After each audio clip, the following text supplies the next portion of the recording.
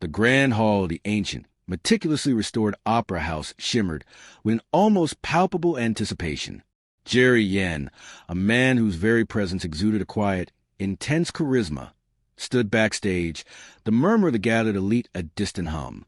Tonight was a gala, the culmination of a decade-long restoration project he had passionately funded. He adjusted his cufflink, his gaze distant, lost in the intricate patterns of the old stage curtain. Tong Liya, gliding past in a whisper of silk, paused beside him, her ethereal beauty catching the subtle stage lights. Her reputation as the world's foremost historical preservationist was only outshone by the silent, powerful grace she carried. Nervous? Tong Liya asked, her voice a soft, melodic current that cut through the noise of his thoughts. Jerry Yen offered a faint, enigmatic smile. Anticipatory. This place, it holds secrets, memories. He looked at her, a profound connection passing between them. They had spent years working side by side, meticulously piecing together the opera house's past, and in doing so, had woven their own story into its very fabric. The curtain rose, revealing the resurrected stage, a breathtaking symphony of gilded plaster, velvet, and ancient wood. The audience gasped a collective wave of awe. But then, the first mind-blowing scene began. The stage, instead of remaining a static piece of architecture, began to subtly breathe. Its ancient wooden floor pulsed with a faint, rhythmic glow, reflecting the audience in distorted, elongated blurs.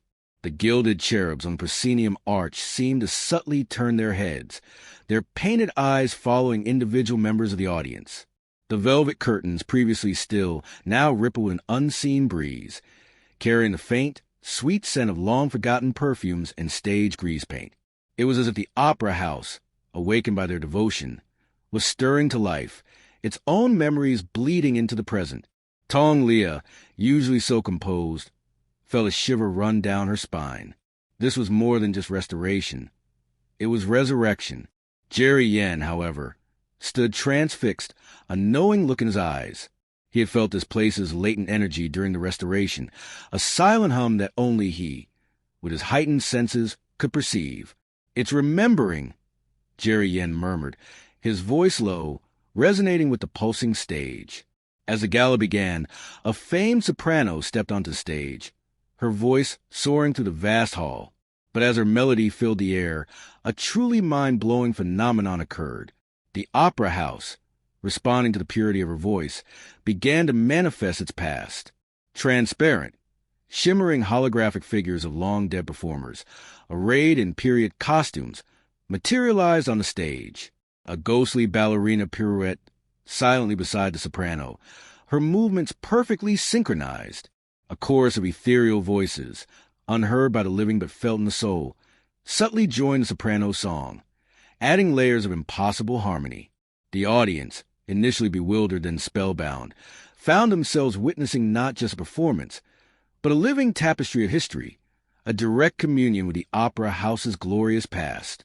Tong Liya gasped, her hand flying to her mouth. She recognized faces, costumes, stage designs from the historical archives she had studied for years. These weren't just random images. They were perfect, vivid recreations of forgotten moments, drawn from the very walls of the building itself. Jerry Yen reached for her hand, his fingers intertwining with hers, a silent anchor in the face of the impossible.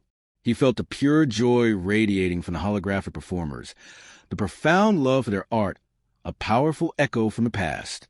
The audience, initially confused, quickly succumbed to awe. Cell phones, raised to record, captured not just a living performance, but the shimmering, ethereal figures that danced and sang alongside them. The internet, already buzzing with early reports, exploded with grainy, incredible footage, sparking a global frenzy. This wasn't just a gala, it was a revelation.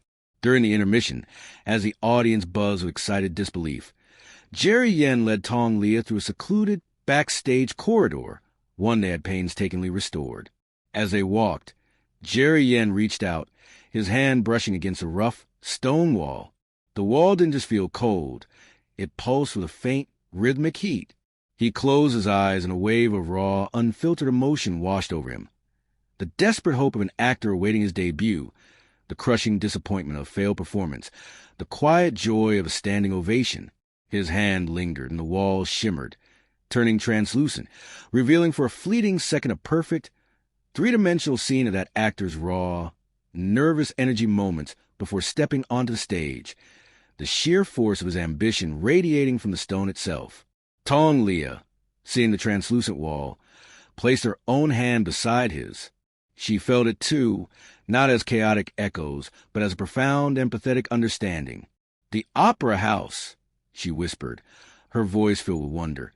"It's not just holding memories, it's holding souls." Jerry Yen nodded, his gaze distant, focused, and it chose us to wake them. The final, most mind-blowing scene unfolded at the gala's closing. Jerry Yen and Tong Liya stood on stage, bathed in the thunderous applause, accepting accolades not just for the restoration, but for the impossible magic they had inadvertently unleashed.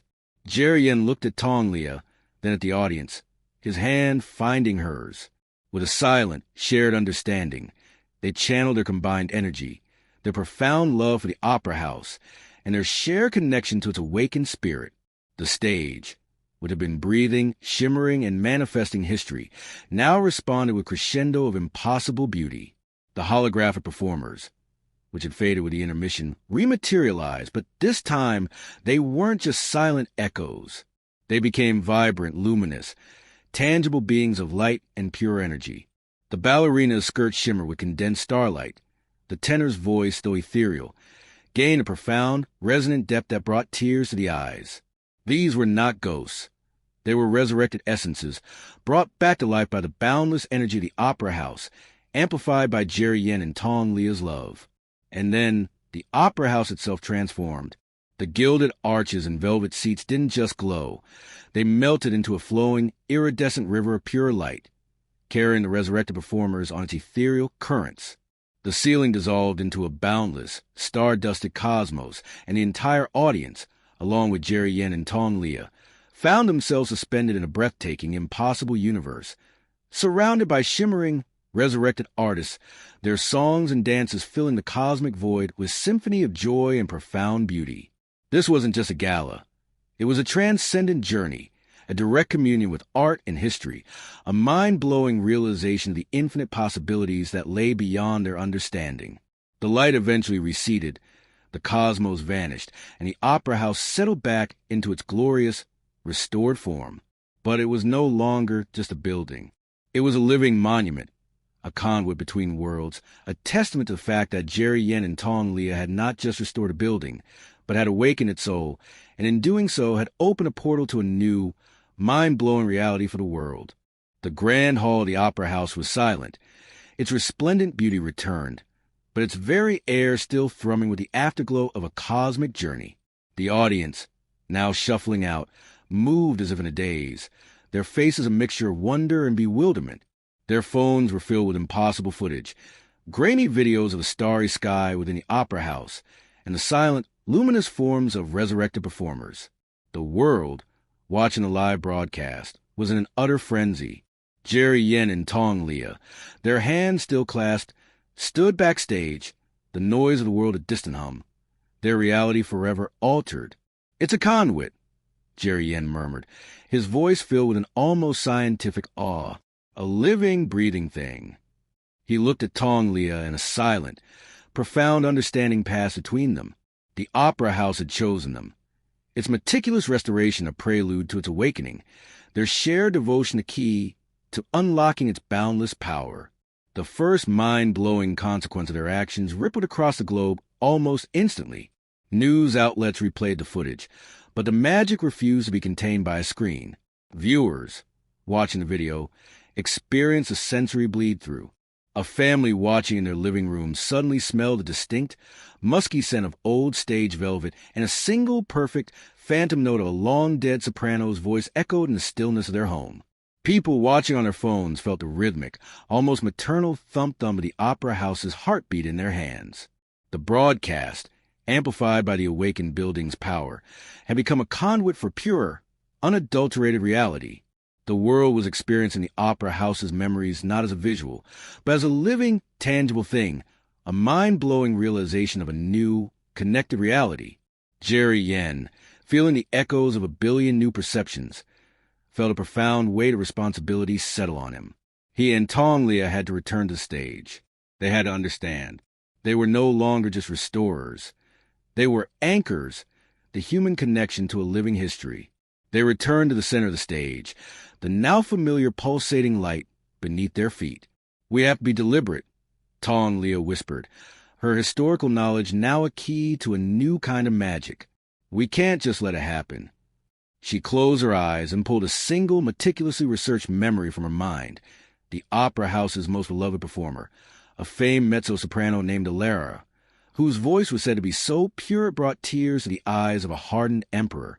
Jerry Yen, using his heightened senses, reached out and felt the echo of that very voice, a faint, beautiful hum in the walls around them. As their wills met, the second mind-blowing scene began. A soft, iridescent shimmer filled the air. It wasn't the chaotic, beautiful mess of the gala. This was a slow, elegant, and controlled creation. From the shimmer, a figure began to take shape. It was not a ghost, but a vibrant, luminous being of light and pure energy. Liya materialized on the stage, her velvet gown woven from pure shadow, her hair a cascade of moonlight, and her voice, when she began to sing, was not an echo, but vibrant, resonant reality that shook the very foundations of the building. Her song filled the hall with such heartbreaking beauty that the audience, who had been secretly allowed back in to witness their new power, were left weeping, their souls aching with a beauty they had never known. This was a profound, mind-blowing act of resurrection, bringing a soul back to life, not for a moment, but as a living, tangible conduit for art itself. The opera house, its power now focused and deliberate, responded to their controlled efforts. Its pulsing heartbeat intensified, its benevolent energy radiating outwards. But the ultimate mind-blowing scene was yet to come. Jerry and Tong Liya, now understanding the vastness of their shared ability, decided to go to the very beginning. They wanted to know the opera house's true spirit, the moment it was born. Jerry Yen took Tong Liya's hand, and they focused on the initial vision. They conjured the powerful echo of the opera house's first architect, a brilliant, forgotten artist named Alistair. The stage didn't just manifest an image, it dissolved. The velvet seats, the gilded proscenium, the entire grand hall melted away, leaving them standing in a stark, unfinished husk of a building, surrounded by scaffolding and raw stone. It was a sepia-toned, living tableau of the past.